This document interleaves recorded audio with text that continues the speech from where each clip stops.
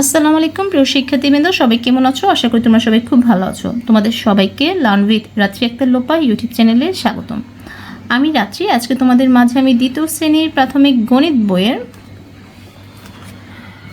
অধ্যায় ৩ গুণের ধারণা, সেই অধ্যায়ের 85 নম্বর পৃষ্ঠা নিয়ে আলোচনা করব। আমাদের 85 নম্বর পৃষ্ঠাতে কিছু কথার অঙ্ক রয়েছে, সেই অঙ্কগুলো আমরা করব। এর আগে আমরা 25 নম্বর পৃষ্ঠার অঙ্ক হচ্ছে 3-এর নামতা দিয়ে, ঠিক আছে? 3-এর গুণের নামতা শিখলে আমরা এই নামতার মাধ্যমে কী কী কথার অঙ্ক করতে পারি সেগুলো দেওয়া আছে।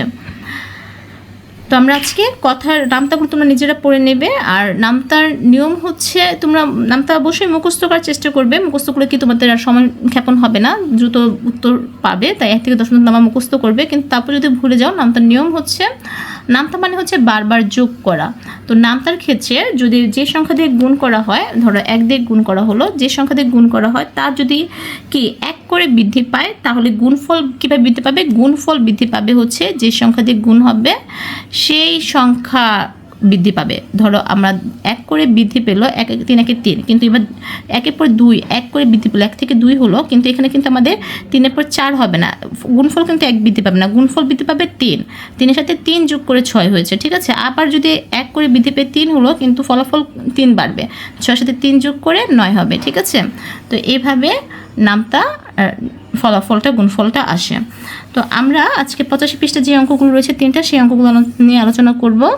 আমাদের 85 পৃষ্ঠার প্রথম অঙ্কটা রয়েছে হচ্ছে, একটি রিকশায় 3টি চাকা আছে, 4টি রিকশায় একত্রে কয়টি চাকা রয়েছে?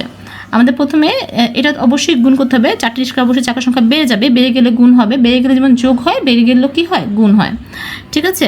তো এখন চাকা চেয়েছে, কয়টি চাকা রয়েছে, তাহলে আমাদের চাকার কথাটা শেষে লিখতে হবে। তা আমাদের লিখতে হবে একটি রিকশায় চাকা আছে 3টি, ঠিক আছে? চাকা আছে কয়টি? 3টি।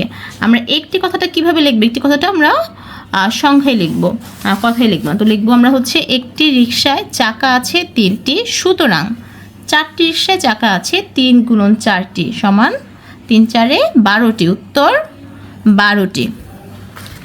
এরপর দেখো লেখা আছে, একটি থালায় 3টি পেয়ারা সাজানো যায়, 7টি থালা সাজাতে কয়টি পেয়ারা প্রয়োজন? আমাদের পেয়ারার সংখ্যাটা বের করতে হবে। তাহলে আমাদের পেয়ারার কথাটা আমাদের শেষে লিখতে হবে। আমাদের লিখতে হবে কি, একটি থালায় পেয়ারা সাজাতে প্রয়োজন কয়টি? 3টি। তাহলে আমাদের 7টি থালা কয়টি প্রয়োজন? সুতরাং 7টি থালায় প্রয়োজন 3 গুণন 7।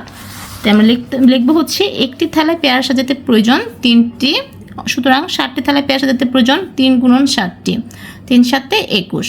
তো আমাদের এটা হচ্ছে 3-এর নামতা যদি আমরা পারি, তাহলে এই অঙ্কগুলো আমরা সহজেই করতে পারবো। এই জন্য নামতাগুলো আমাদের চেষ্টা করবো 1 থেকে 10 পর্যন্ত নামতা একদম ভালো মতো মুখস্থ করে রাখার জন্য।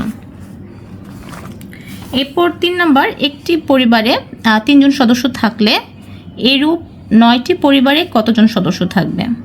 আচ্ছা, তো আমরা এই অঙ্কটা যেহেতু সদস্য সংখ্যা চেয়েছে, তাহলে ওটা হচ্ছে শেষে লিখবো। আমরা লিখবো হচ্ছে, একটি পরিবারের সদস্য সংখ্যা 3 জন, সুতরাং 9টি পরিবারের সদস্য সংখ্যা 3 গুণন 9 সমান 3 নং কত? 3 নং 27 জন, উত্তর হবে 27 জন। তো আশা করি অঙ্কগুলো তোমরা বুঝতে পেরেছো। এইভাবে অঙ্ক যদি আসে তোমরা সুন্দর করে সাজিয়ে লিখতে পারবে এবং উত্তরগুলো দিতে পারবে। যদি একটু সংখ্যা ঘুরে দেয় কিংবা কথা ঘুরে দেয়, তাও তোমরা পারবে।